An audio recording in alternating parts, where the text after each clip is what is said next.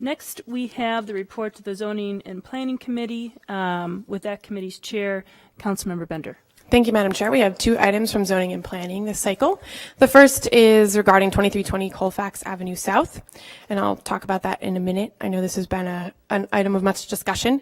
And then the second is the passage of a resolution approving a corrected vacation resolution for a parcel on the blocks bounded by Lyndale Avenue South, 29th Street West, Lake Street West, and Aldrich Avenue South. So the first item was an appeal filed by Michael Crow. He had submitted a demolition of historic resource application, and notwithstanding staff recommendation, the HPC denied that demolition permit, and that came to my committee where the committee overturned that decision. And I know there's been a lot of discussion about this. I want to just give a brief overview of the questions here. The questions here are, does this building meet our historic preservation criteria? And then second, is there a reasonable alternative to its use? So one could vote to, and this is what staff said, one could vote to allow the demolition simply based on the finding that this building does not meet the required standards of our historic preservation ordinance. It's been studied 4 times. 2 times it has been studied as part of open-ended surveys of historic resources in the area, and twice it was excluded, although properties across the street were included. 2 more times our staff found that it did not retain its integrity after 3 fires and significant modifications. The Secretary of Interior requires that findings be based on the building's existing condition and not its future potential. This was ignored by the HPC. In fact, one of the commissioners said during the discussion, quote, "I've been told previously that I go beyond our charter too much. Okay, I'm guilty of that." And I think that sort of blatant disregard for the legal framework that we're operating in is troubling. If you choose to ignore or disagree with staff's findings of the building's integrity, then the question becomes, is there reasonable alternatives to demolition? So what's reasonable in this case? Is it reasonable to legally mandate that someone continue to operate a boarding house, which is no longer a legal use in the city? Or is it reasonable to legally mandate that this be returned to a single-family home in an area that's zoned R6 in a transit-rich part of the city that is surrounded by apartments? What is reasonable? I know you've heard a lot of arguments about this building, so I wanted to address some of those issues. Sometimes the activists say that this is about equity for the residents of the boarding house, but then they turn around and say that the owner should accept a below-market offer so that a reality TV show host can restore this to a single-family home. So I don't think it's really about equity, although that's very important to me. Sometimes we hear that the property owner is lying about offers for the property, and I think I think our attorneys would say that that's irrelevant to the question of historic integrity. If you're looking at what's reasonably legal for us to mandate as a city council, I would ask, should we as a city council, when should the government require someone to take a lower offer for their own private property? I've heard that this building should be nominated for an historic designation study. That could have been done any time in the last couple of years, but it was not. I imagine that's because it's been studied over and over, and the answer keeps coming up the same, that it does not retain its integrity. We're hearing about environmental concerns. Those are completely irrelevant to the legal questions before us. Even that, though, I would still argue that, as we did when we were talking about the Metropolitan Council's 2040 plan the other day at a couple of our committees, that growth within the city is more sustainable than exurban sprawl. So I just wanted to make those points because I know you're hearing from a lot of people. Many of them don't even live in the state of Minnesota, much less in my community. I live just down the street from here. I've been hearing from a lot of my neighbors, and they are not professional activists. They don't know they're supposed to email every single council member in order to amplify their voice. They don't have a TV show host, drumming up support for their perspective. But one neighbor who lives down the street wrote to me, and he said, 6 years ago, I bought a boarding house, and I renovated it into my family's home.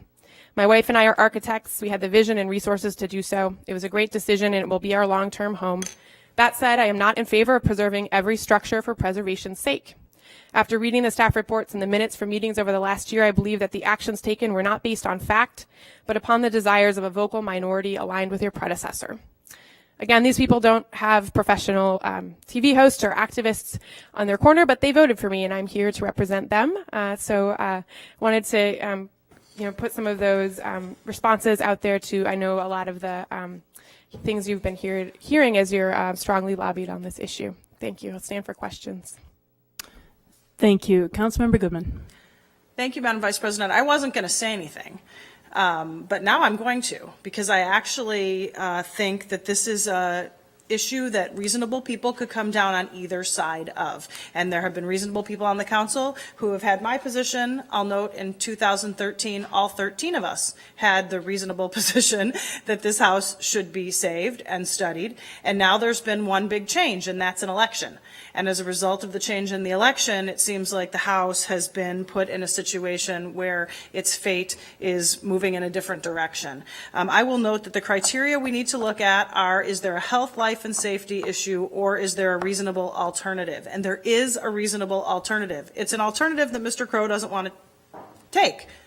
Why would he? If he can get more money from a developer to build something bigger and more dense, of course he would choose that over offer from someone who would want to rehab the house and potentially turn it into a single-family home, but it potentially could be turned into condos, and there could be 4 units. It potentially could be turned into apartments, and there could be 8 units.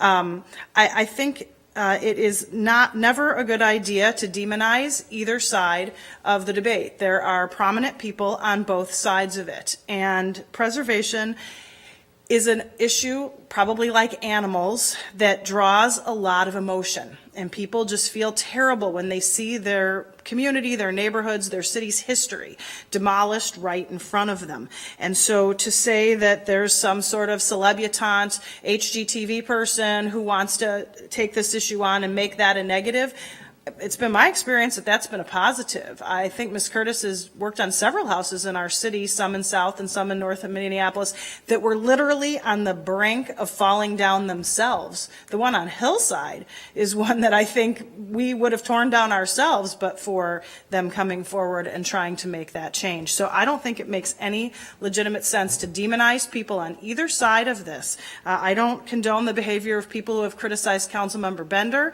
I don't criticize her for her opinion. That's her opinion. She won an election. She's entitled to it. But the people on the other side of it have incredible passion and emotion too. And some who have contacted me don't live here, but a lot do live here. And a lot live on this block, and a lot live in this neighborhood. And their fear, not only about this house, is that there'll be the next one and the next one and the next one. And that we as a council have decided that density is more important than preservation. So this issue is kind of being held up as an example of what the council stands for, and it's going to be a very loud message to the public that we think density is more important than preserving historic structures. And I really wish that would not be the case. In my ward, we have a lot of projects that are very dense that are happening by Lake Calhoun, in Loring Park, in the downtown area. This is not about being anti-density. I don't know anything about Mr. Lander's proposal. I don't really care. To me, it has to do with the house itself and whether or not it meets this criteria that there's an alternative that is reasonable. And in this case, there is a reasonable alternative.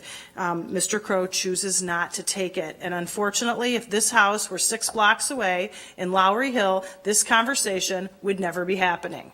Not because the people there like their houses more, just to clarify that, but because the zoning protects R1, R2 single-family structures. This area has been rezoned multiple times to high density, and as a result, all of these homes potentially are in danger of some next person saying, well, I have a Healy house too, and I'm down the block, but you did this for Michael Crow, so you should do this for us too, and the council member supports it, so they're all sitting there thinking about how that block of Colfax, or maybe DuPont, is going to change over time. And it's not that density is bad, it's that single-family homes to people hold a special place in their hearts. And we have to acknowledge that neither side is bad. Both sides have very high emotion, and there is a legitimate course we could take to preserve this house. The Preservation Commission has taken that course, and unless they've acted illegally, I would suggest that other people have looked at this and came up with a different conclusion. There are people everywhere on both sides of this. So I would just urge us to help reduce the rhetoric on this issue, move forward with whatever decision you're going to make, and pray that we don't have this in front of us 6 more times, because we see this being the basis for a number of problems going forward. Councilmember Gordon. Thank you very much, and I appreciate people being willing to talk about this today. I no longer serve on Zoning and Planning Committee, but I did at one time when we looked at this property, and I was interested in seeing if it could be saved. And so it's a tough decision to look at it now. And it's always a tough decision when the staff comes in recommending one thing and then the HBC recommends another thing, and there's such a division about all of this. I really wish that somebody had done the designation study and it had gotten nominated, and we aren't stuck here all the time. And that makes it particularly challenging. So I'm digging through, looking at the staff report and trying to pay attention to some of the emails that are pouring in about it, and sorting that stuff out, and also talking with the city attorney to figure out what the real basis is of our decision here. I don't think that this is one of the highest properties that we need to be preserving, and I do worry that these kind of discussions will actually distract us from taking the time to carefully think about what we want to do to preserve other properties in the city and other areas. I don't think it's fair or reasonable to say that any of us are up here, and I'm not, certainly are extremists on some side or the other, that either you want to welcome more people and more density in the city, or you don't. And if you happen to want to preserve this house, and even if you just want to preserve it, but you realize you don't have a legal basis to vote to preserve it, somehow that means that you don't want to add density where it should go. So I appreciate the Councilmember Goodman kind of raises that issue, because I think all of us in the city, there's parts of the city that we represent that are treasures, that are areas we want to preserve and keep and protect, and then there's other areas where we want to see improvements made, and there's better uses, and we're looking where to put that density and welcome it in there. I think reasonable people can and do and are disagreeing about this, and I'll be doing my best to get some more information before we take the vote tomorrow. I do understand the committee was a pretty large majority supported the demolition. Was it a 5-1? Maybe Councilmember Bender can answer. Is that right? Madam Chair, Councilmember Gordon, yes, that's right, 5-1. And the HPC was also divided on this, I think more divided than previously. It looked like it had been, last time they looked at this, it was 8-2 to hold off demolition and go ahead with the study, but it was 5-3 vote at this time. Is that right? Yep, that's correct. It was 5-3. And many of the folks who voted in favor cited the potential of the property in the future. Many of them are architects who restore properties. Okay, thank you very much. Councilmember Yang. Thank you, Madam Chair. I have a short question for Councilmember Bender, Chair of ZMP. With regards to this offer from Nicole Curtis of $400,000, when was this made? I believe that was made yesterday. Just yesterday. Okay. That was my understanding. Anything else? Councilmember Yang? Yes. Okay. Councilmember Gordon? So I just want to put this out there, because I think this is really where the issue is for me, is that certain people, when they own a piece of property, they assume they have some rights, and indeed they do have some rights granted to them to be able to do something with their property. And I think that's where the difficulty comes for me. What is the authority that we actually have to walk in and say, you have to do this, or you have to do that, and you have to do this and that? And I think that that's where we are, and this is a lot of where we are, not property rights, but also personal rights. But this is what we have to do kind of as a government body, is we have to balance those. Because certainly this person could choose to restore this, they could choose to sell it to who they want to, and all of these things. And sometimes there's a real challenge when, how do you balance those property rights with what authority we might have and what is for the greater good. And I do think there are a lot of rights that there still go with this property and the owner that we can't justify stepping on. Councilmember Bender? Thank you, Madam Chair. To the point of the surrounding area, I just do want to note that there is a potential historic district. It could have been nominated at any time for a designation study, and it hasn't been yet. In the few months that I've been here, I've been reaching out to the neighbors who live in that area to hopefully build support for nominating that historic district. As Councilmember Gordon notes and knows very well from his experience in one of his neighborhoods, historic districts do take away property rights. And if there isn't, I think, careful outreach to all of the property owners ahead of time, it can sometimes backfire. I know that happened. But I think there are also a lot of significant benefits to being in an historic district. So I've started those conversations. And I think this is really about balance. It's about saving the properties that have been time and time again identified as the real historic treasures in our city. So I do want to note that I'm very supportive of creating the Lowry Hill East Historic District. Councilmember Goodman. Thank you, Madam Chair. I just want to note that when Councilmember Yang asked his question of Councilmember Bender, I don't think that that answer is completely correct. And Ms. Curtis is in the audience, and you can ask her. They made an offer on the house over a year ago.